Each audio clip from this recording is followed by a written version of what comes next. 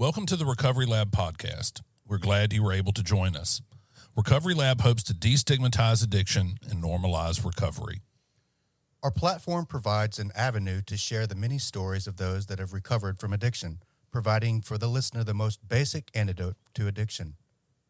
Hope.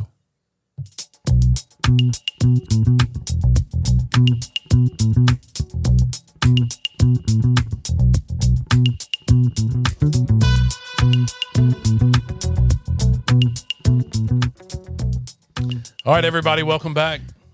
I'm Drew Hassan. I am Daniel Anderson. We are the Recovery Lab. This is episode number 78. 78.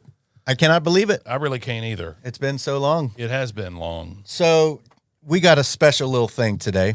One of my good buddies, Todd Bloodsoe, he's the owner of Anytime Roofing Construction. He dropped off some recording equipment this morning and that he's not using, and hopefully we'll be able to put that to use. Also, as well as a swag bag. You can see my Anytime Roofing and Construction hat right here.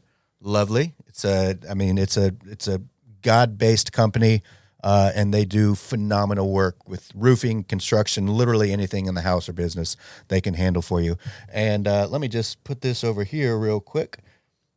So we're grateful to Todd and his team over there, absolutely, for hooking us up over here. And you can check them out you can give them a call at 601-760-0469. Again, that's 601-760-0469. Again, we are super grateful to Todd and his team and his wonderful wife, Christy.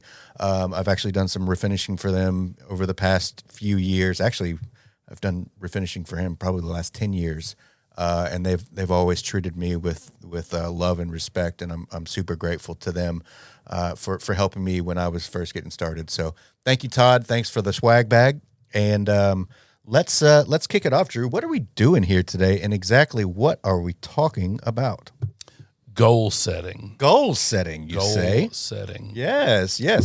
So my first experience with somebody who really focused on the importance of having specifically articulated, and in his case, written goals was about 20 years ago. I was working for an attorney here in town named Mark Chin, and Mark was an absolute proponent of the importance of having a clearly defined end game. Sure. So and to his credit, to Mark's credit, he really invested not just time and money, but energy into doing this, and he required his employees to do it too. And so we would go meet with this business coach. Think of a life coach, but just, for business. Sure. And the guy was super cool. He was a fun fella, and he would help you work through how to establish what your goals are. So I know you're thinking, how does this apply to recovery? Well, how does this apply to recovery, Drew? Good question. I was thinking, so I've been sober for a minute. Yes. And all of the things that I could really wrap my mind around in the very beginning, like, oh God, wouldn't it be nice if I could only, I've pretty much got all those things. Yeah. I have a place to live. I have a steady job. I have a relationship with my kids. I've got a car. You have your law degree back? I have a law license. Or law license, yeah. And so, you think, well, what else is there? And I had a memory pop up on my phone from 7 years ago, and I was with a guy that lives here in town, and he seems to continuously struggle on and off, and with addiction. Yeah, I can tell. He posts some crazy shit on Facebook, and you're like, I know what that's about. Yeah. And so it was just a reminder of where I started and where I am now. You think 7 years is an eternity, but it's really not. No, it's a drop in the bucket. It really is. So the things that I wanted, that like what I could, if you had told me 7 years ago, you'll have a house, you'll have a car, you'll have a job, you'll be married, you'll have a baby, and you'll have a relationship with your kids. I wouldn't have even thought Gandalf could have given that to me. Would you have thought that when we were in that house of yours over off Hugh Ward? So and, I didn't tell Daniel about shooting this. up in the bathroom. Yes, to make this picture available to everyone. But he has a picture of us on my porch, and I look jaundiced. Like, I showed it to everybody up here where I work. I was like, y'all want to see something crazy? And they were like, look at your skin. Yeah. And I thought that man's liver was being taxed. Yes. And what we did the night before that was like, I'm a photographer, and I brought my studio lights and camera, and we took pictures of crazy things, like shooting up between the toes of that girl, and like just the weirdest, most devilish, satanic, nasty stuff. Like, and it was all because of drugs. Like, it was drugs, How dude. do you remember that? I don't know. Like, I remember, like, I know I had red filters on the lights. I remember that. I remember taking a photo of you with a knife against your throat. I remember. You've shown me that picture. I remember that girl specifically, and this, I guess, why I remember it. Not to get too far off on a tangent, but I remember like it was yesterday, and this was years ago.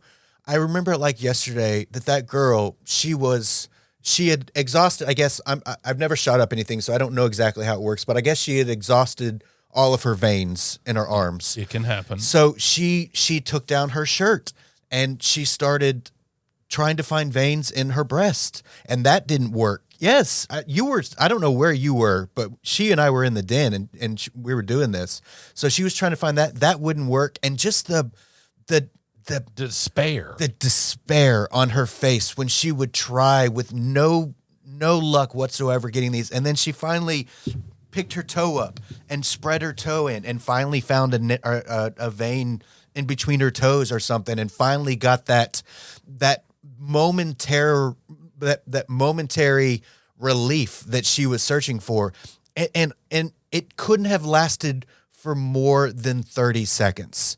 Because after 30 seconds, it went from, I'm so glad I found that vein, to, oh my gosh, I have to find another one. I got to do it again. I got to do it again. I've already pulled a rabbit out of the hat. So, I mean, I guess that's why I remember that night. It's seared into your memory. Yeah, just the despair and the sadness that I witnessed with both of you. This is completely off topic, but there are snapshots in my mind of seeing people throughout my using career where you could tell they were at their wits' end. Yeah. I have a couple memories that I can call of just seeing the look on people's face, like, this is awful. You know, there isn't seriously, literally anything fun about this. No, just the look on her face, man. I mean, it was, and I think I deleted those photos. I think I did finally, just because, I mean, I think Hard to look at. I think it's best left in the past, but it's good to memorize. It's good to recall, though. Yeah, And, I will never forget that night. I mean, it was so impactful for me. well, okay, so back on the story. Back on. So this was just a few years ago, and it made me think, I wonder about goal setting, and am I approaching my recovery like I once did in my professional life? Right. And then I really thought about, redoing the exercise I'm about to explain. So this guy Chin sets us up with this business coach, and the business coach was basically helping you through, I can see his face. Why am I'm going blank? Tony Robbins. Yeah. So Tony Robbins has, and you can listen to it. You can go buy it. It's still available. A goal setting workshop. And the idea is you decide what it is you want. And for the example that I'm going to use, it's going to be, I want a Mercedes-Benz. And so Tony Robbins helps you see how you can divide into smaller, achievable goals the ultimate goal of having a Mercedes. So he says, what do you have to have a Mercedes? Well, you got to go by the Mercedes store and pick one out. Okay, so in the next week, we're going to go by the Mercedes store and pick out the one we want. We're going to find out how much it is. And then after that, you find out, okay, how much are the notes going to be? And so it seems elementary when somebody explains it to you, but it's a great idea. Like if you've got a goal that you want to achieve, he would help you break it down, this kind of you have to be able to visualize reverse engineer so that you have definable you leave the Tony Robbins goal setting workshop thinking, shit, I'm going to go get a Mercedes. Right. Now, shortly after I listened to that goal setting workshop, I got on drugs and getting a Mercedes. It'd be like that sometimes. Yes. Yeah. Was a little bit out of the question. And again, it was just, kind of rapid fire the way our brain works. And I thought I really need to focus on where I'm going, because if you don't have a destination, then you're just going to kind of meander through life or recovery. And it just seems better and more fulfilling if I know where I'm going. Yeah, absolutely. Because I certainly tell my clients when they come in, you describe for me what an acceptable outcome looks like. You tell me where the destination is, and I will figure out a way to get us there. Right. And the same can be said for recovery. And I thought, okay, what are the things that I want to work for or towards? Now, I've already gotten, through God's grace and hard work, a lot of things restored to me. But that wasn't, there was lots of uncertainty and there was lots of hard work that I did. So where is it that I want to go? Where do I want to go with my professional life? Where do I want to go with my marriage? Where do I want to go as a parent? I've still got one parent left. So where do I want to go as a son? Hey, Margaret. Hey, Mama. A podcaster. So I think that what we should do is over the next couple months, do a goal setting workshop on the podcast. Okay. I like that. You come up with some things that you want. I'll come up with some things that I want. And we will, for the benefit of our listener, talk back and forth about how we're going to set smaller, a la Tony Robbins, achievable goals that help us get there. Yeah. And I also, I think that's a phenomenal idea. I'm all for it. But I think it's important to note that my first 6 months in recovery, I was doing really good not to be putting meth into my body. I was doing really good not to drink and to stay away and to deal with the problems that I had created in active addiction. That's a good point. So probably the first year, the goals that I had were don't drink and don't use no matter what. And it was just that simple. And I didn't stray from I wasn't thinking about, I was trying to, keep my business afloat and keep things, keep income coming in. But my number one goal was call my freaking sponsor every single day, be transparent with him, talk about what's going on with me, and don't drink or use no matter what. That's a good point. I wouldn't want to alienate somebody listening to the podcast thinking, well, these guys have already got it all together. Yeah, no, we don't. I'm just here with my ass is hanging out. Because I don't want for people to think that it's super easy in the beginning. No, it can be. I mean, for some folks. And if you don't have the mental bandwidth because you're struggling, then you focus on that. Right. And there's no shame associated with that. No. I mean, I will, Lord willing, I will have 3 years on Thursday. And, like I said, that first year and a half, really, I I was doing okay just to, do the things that I did in order to get and stay sober. So don't beat up on yourself if you don't have goals or whatever the case may be, because you are in the fight of your life right now in early sobriety. Well, it is perfectly okay to be at a place where you just can't do that right now. I can't.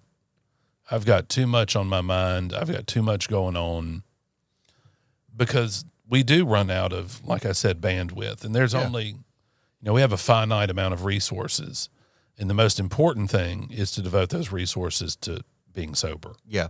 So can I ask you a couple of what your goals are? Yeah. Okay. What are a couple of your goals, Drew? Well, in which area? Well, it could be in your recovery. It could be professional life. It could be in your marriage. It could be. I mean, we have a little bit of time here, so we're only 16 minutes in, so we got time. All right. I'm curious, Okay. personally. So we'll start professionally. Okay. So I work for Ernie. Ernie Stewart. Ernie is the boss of all things real estate, and we are of counsel for a title insurance agency and closing company, close loans, that kind of thing. So I would really like to grow that part of our practice. And then I would like to try a jury trial, Okay. something I've never done. You've never done that before. Not a jury trial. Oh, wow. I've gotten as far as selecting a jury, but it's settled. Okay. And while I was super happy for the client that it settled, I really wanted to finish jury selection and doing all the things that you do in a trial. Right. See how it goes. Right. So those are kind of the immediate professional goals that I have. And I would also like a published case from the Mississippi Supreme Court. Okay. And I stole those directly from Chin. Okay. But they are good. I mean, Yeah, that's a good goal for an attorney. Yeah.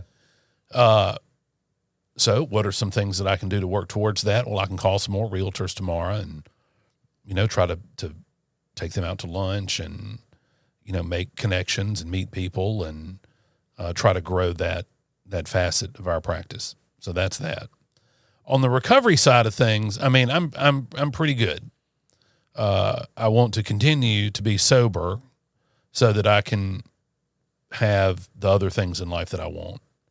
Like I don't know that, like I get to a sufficient number of meetings, but I could do better about being more steady with my morning meditation, and I could be more steady with my prayer life.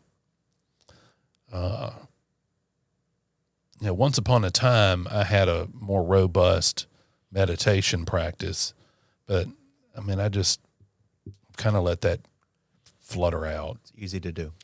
And I am reminded of, I don't know who posted this, but it had an impact on me.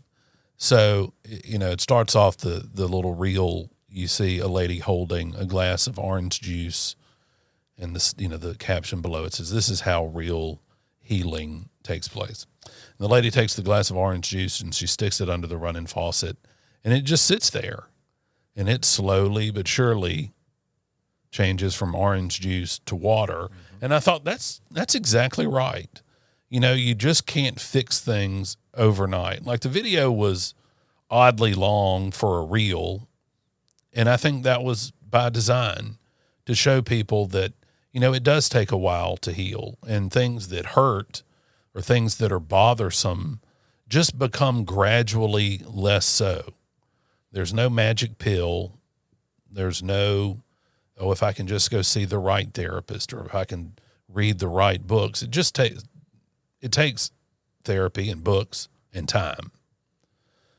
So basically, the solution to pollution is dilution. So the longer that you stay sober, the longer that you hold that cup underneath, and the eventually all of that gets cleared out. pollution will get cleared out. Well, and you hope that you engage in a robust practice of recovery, and that you don't add more orange juice to the glass along the way. But that also may happen. It may happen because you're going to delay the orange juice turning to water. Right. So that's professional and recovery. I have goals for our marriage. Kimberly and I are going again to that JH Outback. Mm-hmm. It's nothing to do with recovery, and it's a faith-based endeavor.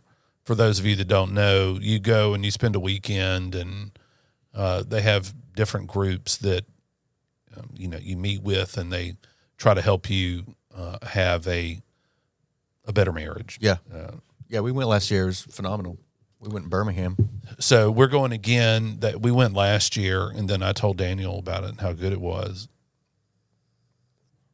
And what's really nice about it is, at least where we went, there's no cell phone service. So you really do build a sense of togetherness. Yeah. That I'm looking forward to. So those are things that I have.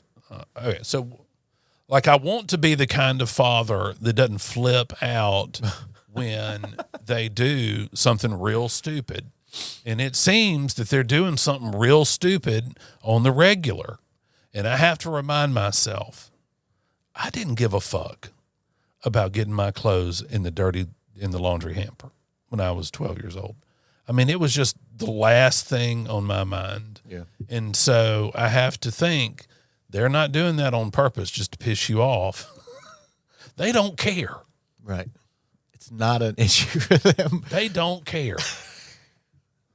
I've got one child that will go out in public looking like, who'd have thunk it, hair all everywhere. He doesn't care. No. He just, and I've got to remember, he just doesn't care. He'll care later. Yeah. But he doesn't care now. And so I don't want to be, I tried to take him to play Frisbee golf yesterday. Over at the reservoir? Yeah. Mm-hmm. And they can't stop fighting with each other. Did you take Abigail as well? Or? Yeah. Yeah. All the older ones. And Yeah. then Kimberly and Thomas met us out there. The older ones can't stop fighting with each other, throwing the Frisbees at each other, yelling horrible things to each other at the Frisbee golf course. And I was like, get your ass in the car, man. So I took them back, and we had an analog afternoon. Oh, Which no. Oh, no. no devices. What a hellish phones, day that must have been. No Xbox. And their arms were long. Oh, Dad. Oh, you're killing us. All that. So I want to be a more calm parent. But at the same time, I recognize that just letting them get away with everything is not going to help anybody. Yeah. Being parents tough, man. Yeah. Especially when you have 18 kids. There's so many of them. Every time I turn around, they want something to eat. Yeah. How dare they? I'm like, I just fed y'all. I fed you 12 hours ago. What more do you want from me? Yeah, y'all drank 1.5 gallons of milk last night. Man, I just love having one kid. I do, man. I just love it. I love it. And he's 16, and it's wonderful. It's wonderful. Sorry, yours continue on. Yours is pleasant too. He is. He's a lovely child. I'm sure he can be, but whatever. no, not really. Like what? Because he's always been an only child. Like there's never been like he's never. He doesn't have that competition. No, he doesn't have the competition. Like his best friend, they hung out all the time. They still hang out all the time. He lived right around the corner from us. So, but like when they would get in an argument or in a tiff, like he would just go home, and that was it. Yeah. Like there's no bickering. There is some kind of peculiar group dynamic amongst my older 3 kids.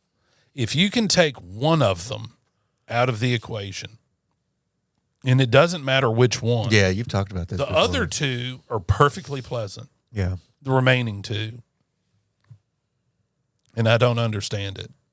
It's really it's interesting psychologically. Yeah, but all of this will pass. All of this will, a few years down the road, they'll be, in college and you'll be looking back at this time. It's the most cliche thing in the world. Oh, you'll miss these days. Like, Yeah, no, I won't. I most certainly will not, but I probably will. I probably will. So yeah, that's a lot. You got a lot on your plate, man. You do. You really do. All right. So what other goals you got, bro? I would love for Recovery Lab to be a net to operate in the black as opposed to be a loss leader. The Recovery Lab is the $1.50 corn dog at Costco. Well, there are things that we can do. And I feel like a failure on that end. But the Black Sheep just got sponsored by Storage Max, bro. Boom. They've got 20 episodes. I mean, but they have Brad that's like straight up, like that's his only job is Brad he does all of that work for Gateway Rescue Mission. And he came on board with the Black Sheep, and that's his job. Like that's his job is to get out there. And so they have a whole full human adult that's his job is to market. Yeah, and to get our name out there or their name out there. I guess I do play a small role in the production, but that's his job. So there's things that we can do, absolutely. But also at the same time, I won't say that I'm content with mediocrity because I think that mediocrity is the last thing that the Recovery Lab is, but I am content with the direction that we're heading and the service that we provide our community. And that's helping and talking with people, discussing difficult topics, relating new and interesting things in the recovery community that may be going on, and just being of service in general. Recovery Lab helps us dilute the orange juice glass. Yeah, absolutely. In my own personal life, it has been of enormous benefit. Oh, it's been phenomenal for me as well. The constant renewing of my recovery thought, my being engaged with people that are in recovery. Yeah. I mean, by now, if I were still, taking Valium on the low, people would know by now. Yeah, I was thinking about that. What was that? Just yesterday, actually. I've got a lot of things in the fire right now. I've got a lot of projects, I've got 3 businesses. I've got lots of things going on, and I think I was actually driving up here yesterday to meet a client, and I just started thinking like I simply wouldn't have the bandwidth if I was in active addiction to do one of those things. And in sobriety and recovery, I have a plethora of energy. I have a surplus of energy, and I am excited the vast majority of the time. I'm excited about life. Is every day, super exciting? No, it's not. That's unreasonable and a crazy expectation. But the vast majority of the time, I am optimistic about the future. I am excited about the future. I'm constantly looking to how I can help other people and how I can, mitigate the risk of having that financial insecurity that people in recovery can sometimes be that everybody's plagued with. Yeah. So, I'm super. I'm optimistic about the future, honestly, I'm kind of excited about the future. So what other goals do you have? What are we talking about? As I sat here and kind of ruminated about my recovery goals, like there are just certain personality quirks that I have that I would like to either, minimize or maximize. Like I could be, Such as? I could be more understanding. I could be less judgmental. Yes, yes. I could be more willing to accept the shortcomings of the people in my sphere. I guess stated another way, I could be nicer to Kimberly about things she does that I don't like. There it is. There's no need to beat around the bush here. Sorry, honey. Oh, I need my sound effects. I'm going to get those back going. Wah, wah. Or a rim shot or something like that. I could work to be on social media less and try to be present at home more, because you're right. Those things that, like, Thomas will want to kick the ball in the hall forever. It seems like that's all, he'll want you to do it forever. And there will quickly become a time where, he'll be like Andrew, who I have to threaten to get him to respond to my text messages.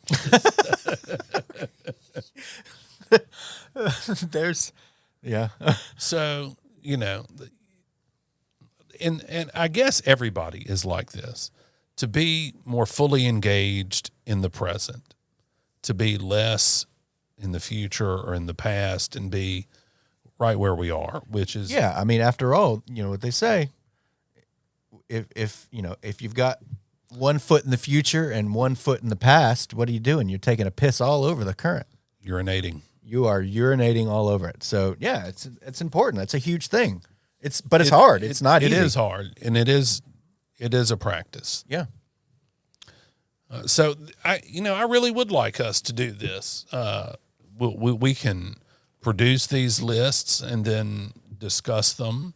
And if y'all want to be involved, we welcome comments. And look, the Recovery Lab listener, let me tell you, this is for you. Listen up, guys. I thought y'all were going to comment more.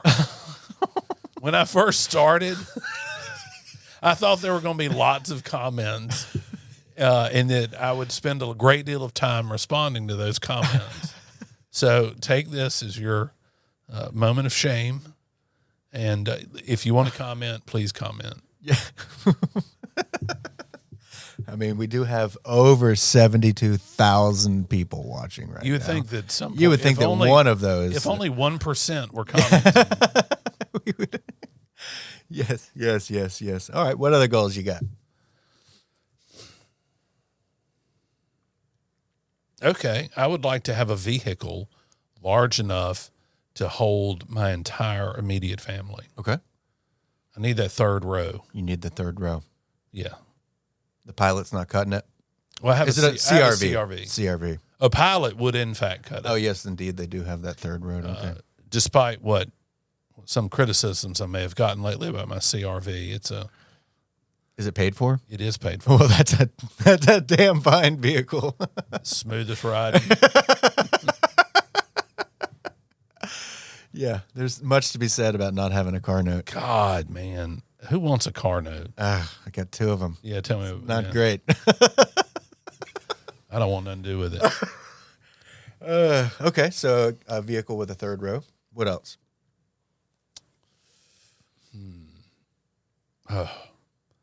I could be more diligent about my gym attendance. Yes. I was doing really, really well for a while, and then the time change happened in November, and it was hard to recover from that. Yeah. And the thing is that I can know this is one peculiar thing about people in recovery and addiction. Like, I can know these things that I could do, and they would have a virtually immediate impact on my frame of mind. For example, going to the gym. Why don't I just do it? What is it? Why is it that we talk ourselves out of it? Because we don't want to do it. The cycle of self-defeating behavior. Yeah. Yeah, I mean, I think we could sit here and psychoanalyze those thoughts all Wax day long. on about it. Yeah, and have the best of intentions to get over there and hop into the gym and life happens. It does. It's just life happens. It gets lifey sometimes. I have not been great. My membership is active. It's very much active, but I am not in there. And we've gotten on this kick of like sweets at night, like going over to McLean and, we get a discount over there and That cheesecake, the Oreo cheesecake. And then now they have this freaking incredible chocolate cake. That's just the most incredible thing I've ever experienced in my life. And they have Laffy Taffy. They have milk. They have literally everything a fat man would need in order to be very happy. right? And we've gotten in this routine of like going over there like at 8:00 at night, and we would be perfectly fine just not doing that. But well, we do get a discount, so We can't afford not to. we can't afford not to. So yeah. Think about the money we're saving instead Right. of going to the other grocery store. Right, exactly. It's phenomenal. All right. So, anything else? Any other goals that you I would think like that's to? a good place to leave it. Okay. I've got a lot to think about, and we can circle back. Okay. Well, let me talk about some of my goals. All right, let's hear it. All right. So, for me, goals are insanely important. If you can't visualize what you want to achieve, then it's not going to happen. Also, if you don't think that you're capable of doing something, or you don't think that this is possible, that it could happen, you're absolutely right. If you have that crazy mindset that says, like I do, that, hey, I know this is a crazy goal, but I'm going to go for it and I'm going to put in 110%. If I don't achieve that goal, I'm going to be a year from now in a much better position as a result of being able to visualize that goal than I would be if I had that negative self-talk. Oh, come on, you're just Daniel Anderson. That's never going to happen for you. You're never going to be that successful. Like, there's no way. If I thought that way, it would be absolutely correct. I would be 100% correct. But for me, being able to visualize and that a lot of that comes from, my ability to do that stems from my extensive work with internal family systems and becoming at peace with all of the parts of myself and being able to love myself and not hate myself and not say, oh, you're an idiot and you messed up here. You're an idiot. You're never going to be successful. Like, that's what I did. Damned to failure. Right. That's what I did until I got sober this time and started working in internal family. I was my biggest enemy. I was my biggest critic. I mean, I was awful to myself. I would never treat anyone in this world the way that I treated myself. So I say all that to say my work with internal family systems and Russ Schulte and Zach or Zed, it really put me in a position to be able to think clearly and to be able to be at peace with myself. And when I'm at peace with myself, I can begin to visualize these things that I want because I'm not wasting time foolishly and energy, beating up on myself and having these internal conversations about how awful I am and how I've screwed everything up and blah, blah, blah, blah, blah. I mean, we all do it sometimes. So I think. So one of the goals that I have is my number one goal in this world is to be of service, is to help people. That I have a very strong conviction that so long as I am trying to help people on my path, I'm never too far off that path, right? I'm never too far off the path if what I'm doing is actively helping other people. So I take a lot of, I can sleep easy knowing that, with my podcast clients and my interview clients and my tub refinishing clients and my construction clients. And, my number one goal with all of that is to help. My number one goal is not to line my pockets with money. It's not to get that check as soon as I can and get the heck out of there. No, I get more enjoyment and more reward out of seeing that customer's face when they have this disgusting bathroom and I come in there, I work hard, I give them 110% of my attention and effort. And at the end of the day, they have a massive smile on their face and they know that they got something that they're going to enjoy for a long time. That's where I get my enjoyment. It's not going to the bank and depositing the check is nice, but money comes and goes, it will always come and go. So my goal is to build the construction business, and be able to help as many people as I can, achieve what their goals and their visions are for their home or business. That's a goal of mine. The huge thing that brings me a tremendous amount of joy is being in this studio and watching people like the Save One podcast and the Black Sheep Recovery and us here at the Recovery Lab and even the secular podcast that I produce, with the Judge and Dave and even those are very, very rewarding. Those are two middle-aged white men that come in here once a week and they laugh and chuckle and they have a great time. And I get to sit here and help them do that and get their fun out there. I mean, it's the biggest rush in the world for me to sit here and watch someone that's sitting in your chair smile or laugh or be excited or whatever the case may be. Or accomplish their goal of having a podcast. Of course, of having a platform to be able to get bringing out the best part of people. Yes, of course. So one of my goals with Audio Alchemy Productions is I see this as the very, very, very infancy of Audio Alchemy Productions. I would love, and I can visualize this, a very large studio space, a very large high-tech, the most high-tech studio that money can buy, and the ability to produce films and videos and shorts and reels, as well as podcasts and interview series. I even, kind of have my eye on a building that would be phenomenal, and it's a very, very large building. Now, of course, we'll have to take this one step at a time. We have to do market research and, see if this is something that the investment, the ROI would be, something that would be worthwhile. But that's the goal. The goal is to build something very, very large that can help an enormous amount of people, whether it be creatively, spiritually, emotionally, whatever the case may be, allow them a safe, fun place to come and form meaningful connections with others using the arts in some way, shape, or form. So that's one goal. The goal with the refinishing business is just continue to grow and continue to be of maximum service to my customers, and help them, to update their bathrooms in one day.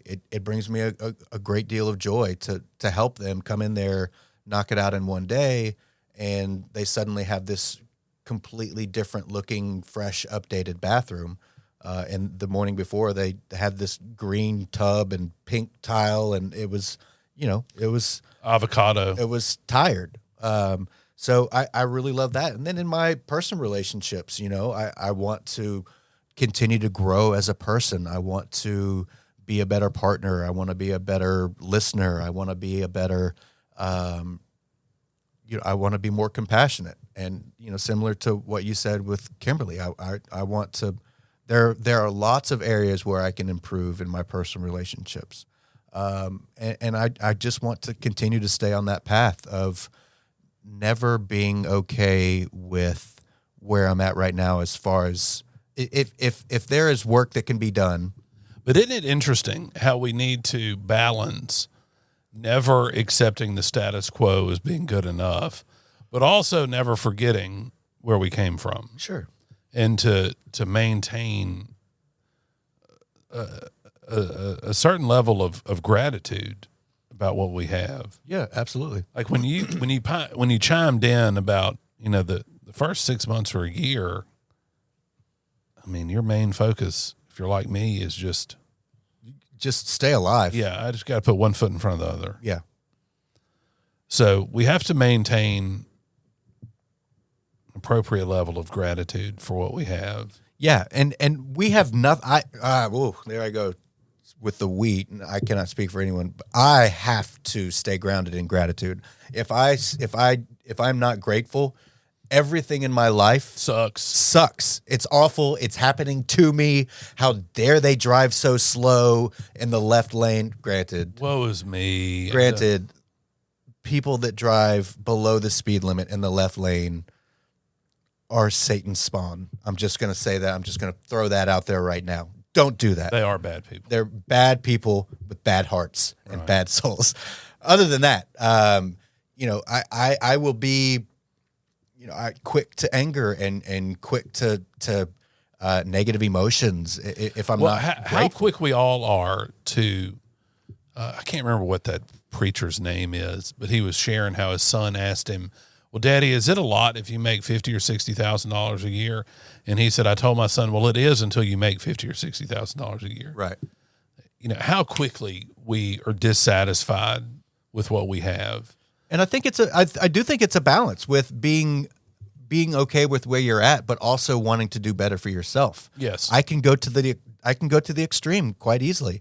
I can go to the, I am not happy with where I'm right now, and I am ruthless, and I'm going to do anything and everything in my power to ensure that I go to that next level. And when I get there, when I am in that mind frame, it's not a good place for me. It's not a good place for those that are around me, because I'm ruthless. I'm cutthroat. I don't particularly care about how you feel and what you think about the situation. I am laser focused, and I'm going to steamroll anybody that gets in my way. And that's not a healthy thing for me. I can still get that way in sobriety. Like, absolutely. Those times are, fewer and fewer and further in between, but I am very capable of being a complete asshole. And also, the asshole generally, that part of me is generally rooted in fear. So when I say, I could be an asshole, like kind of being boastful and I'm a big bad guy. No, what that really is I'm scared about something. Yeah. And I'm lashing out because that's the only way that I, in the moment, can handle my emotions. So I got a lot of work to do on that as well. I mean, pause when agitated and not act like an asshole because I'm scared of something. That's what it is. I'm acting like a child. I'm actively acting like a child when I lash out to someone.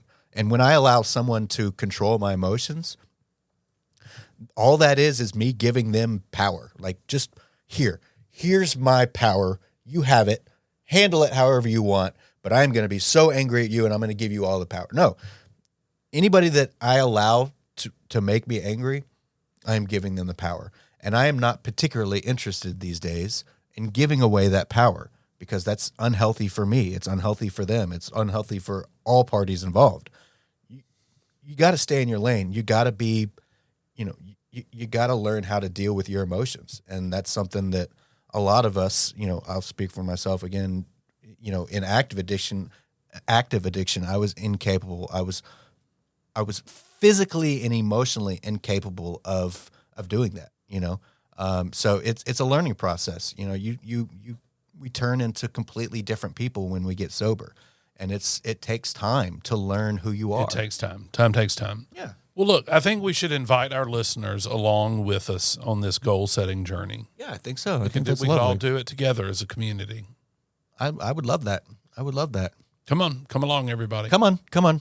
We have 71,000 people watching now. Slight dip. Slight dip, but that's okay. It is. They'll come back. Well, I think this has been really, really great. We're already at 50 minutes. I know it. I feel good. I feel good. All right, so we will continue. We've got a bunch of killer content coming up. Yep, we do. We will let you know more when we have things firmly scheduled. Absolutely. And again, we appreciate all of you, men and women and everything in between, for tuning in. If you would like to talk to us about getting your message out here, or we're here for it. Sponsoring the Recovery Lab, or